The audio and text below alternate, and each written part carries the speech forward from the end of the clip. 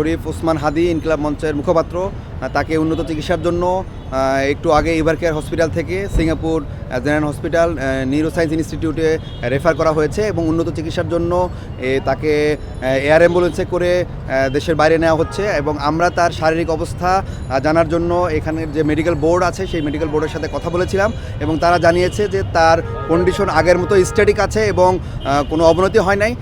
তার পালস 69 ছিল, blood pressure 100/60 ছিল এবং অক্সিজেন স্যাচুরেশন 99। তার কিডনি ফাংশন আগের মতোই নর্মাল ফাংশন মেনটেন করছে। তার ফুসফুসের যে সমস্যা ছিল সেগুলো আগের মতোই আছে, কিন্তু নতুন করে ডিটোরেট করে নেই বা কোনো ইনফেকশনের সাইন পাওয়া যায় নাই। আউটকামের ক্ষেত্রে আসলে আমি যদি ডক্টর হিসেবে বলতে চাই তাহলে হয়তো খুব বেশি আশা আমরা দেখতে পাচ্ছি না। তার নিউরোসার্জিক্যাল যে রেসপন্সটা প্রথম যেভাবে আছে ঠিক এখনও হিসেবে আছে, কিন্তু একজন অ্যাক্টিভিস্ট হিসেবে এবং জুলাইয়ের পক্ষে শক্তি হিসেবে আমি দেখছি যে অনেক কিছু মিরাকেল হতে পারে। আমরা দেখেছি এর আগে জুলাই আগস্ট মাসে ঢাকা মেডিকেল কলেজে আমরা এরকম অনেক রোগীর অপারেশন করেছি, যাদের বুলেট ইঞ্জুরি হয়েছিল, ব্রেনে বুলেট লেগে এক পাশ থেকে আরেক পাশে চলে গিয়েছে, তাদেরও কিন্তু আউটকাম আমরা দেখেছি যে কিছু কিছু ক্ষেত্রে রিভার্স করেছে। এবং আমরা দেখেছি কাজল নামে একটা রুগী আমরা অপারেশন করেছিলাম, নিউরোসায়েন্স থেকে তাকে রেফার করা হয়েছে, সে কিন্তু এখন হাঁটাচলা করে। তো এইসব ক্ষেত্রে আমরা আসলে আশা দেখতে পাই যে আসলে আমরা চাই সবাই, এবং দেশবাসীর দোয়া আছে এবং আপনাদের সবার দোয়া আছে যে ওসমান হাদি আবার কামব্যাক করবে ইনশাল্লাহ।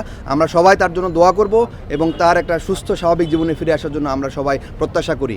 তার ব্রেনের যে কন্ডিশনটা ছিল আমরা জেনেছি যে আজকে নতুন করে কোনো সিটি স্ক্যান বা কোনো ধরনের পরীক্ষা করা হয় নাই, তবে তার ব্রেনের যে নর্মাল আগের যে কন্ডিশন ছিল, তার পিউপিলটা যেভাবে ছিল আগের মতো তার GCS3 আছে। তবে রেফার করার জন্য তার যে শারীরিক অবস্থা সেটাতে কোনো বাধা নেই বলে আমরা জেনেছি এবং আমরা দেখেছি যে তাকে হ্যান্ডওভার করা হয়েছে এভার কেয়ারের কনসালটেন্ট যে টিম আছে, এভার কেয়ার তার যে মেডিকেল বোর্ড আছে তারা হ্যান্ডওভার করেছে সিঙ্গাপুরের যে মেডিকেল টিম আছে তাদের কাছে, এবং তারা খুব সেফলি আমরা দেখেছি যে এখান থেকে অ্যাম্বুলেন্স ICU অ্যাম্বুলেন্সে করে তারা এয়ারপোর্টে নেবে এবং এয়ারপোর্ট থেকে সিঙ্গাপুর জেনারেল হসপিটালে তাকে নেওয়া হবে। এবং আমরা ওখানে সিঙ্গাপুর জেনারেল হসপিটালের ডক্টরদের সাথে কথা বলেছি, আমাদের কানেক্টিভিটি যারা আছে তারা বলেছেন যে ওইখানে উন্নত চিকিৎসা নিতে আমাদের আসলে দেশের সাথে খুব বেশি হয়তো পার্থক্য হবে না। তবে আমরা দেখেছি যে বাংলাদেশের যে ইনফেকশন যে রেট, বিভিন্ন অপারেশন থিয়েটারের যে ইনফেকশন রেট বাংলাদেশেরটা কম্পারেটিভলি বেশি, সিঙ্গাপুরে সেটা কম। এবং আমরা আসার যে কথাগুলো আমরা বলেছি যে এরকম আসলে রোগীর ক্ষেত্রে আসলে নিউরোসার্জিক্যাল আউটকামটা কী হবে, আমরা একজন নিউরোসার্জারি ডক্টর হিসেবে বলতে চাই যে তার সাথে তার পরিবারের 2জন সদস্য যাচ্ছে, তার ভাইরা যাচ্ছে।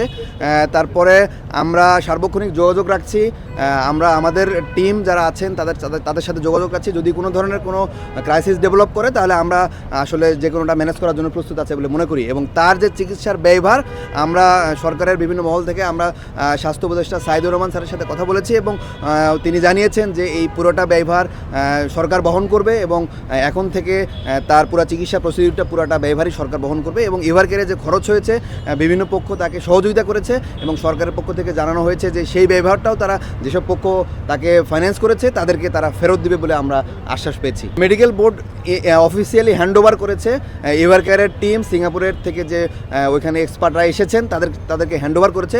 বাংলাদেশ থেকে কোনো ডক্টর তার সাথে যাচ্ছে না। যে সর্বশেষ যে ব্রেনের অবস্থা ছিল, তার ইডেমাটা যেরকম গতকালকে আমি বলেছিলাম যে ব্রেনের ইডেমাটা বেড়েছিল এবং ব্রেনের যে অক্সিজেন স্বল্পতা দেখা দিয়েছে সেটা ওইভাবেই আছে এবং ইডেমা কমার আমরা কোনো লক্ষণ দেখি নাই। ইডেমা আসলে ব্রেনের যে ইস্কেমিক চেঞ্জটা সেটা তো দিনকে দিন আরও প্রমিনেন্ট হয়। আজকে যেহেতু নতুন করে কোনো সিটি স্ক্যান করা হয় নাই সেহেতু তার আসলে নতুন করে ব্রেনের স্ক্যান না করা গেলে তার ইডেমার কন্ডিশনটা ঠিক আমরা বলতে পারবো না। তবে তার যে সাইন, ব্রেনের ফাংশনের ক্ষেত্রে যে সাইনগুলো আমরা দেখেছি, তার পিউপিল, তার লাইটের রেসপন্স কিনা বা অন্যান্য রিফ্লেক্সগুলো আছে কিনা সেগুলো আমরা আসলে খুব একটা দেখি নাই। তবে আমরা আশা করি তার কন্ডিশন স্ট্যাটিক, সে ফাইট করছে আর কি। আমরা সবাই দোয়া করি তাকে আসলে খুব দরকারে বাংলাদেশের জন্য কামব্যাক করা।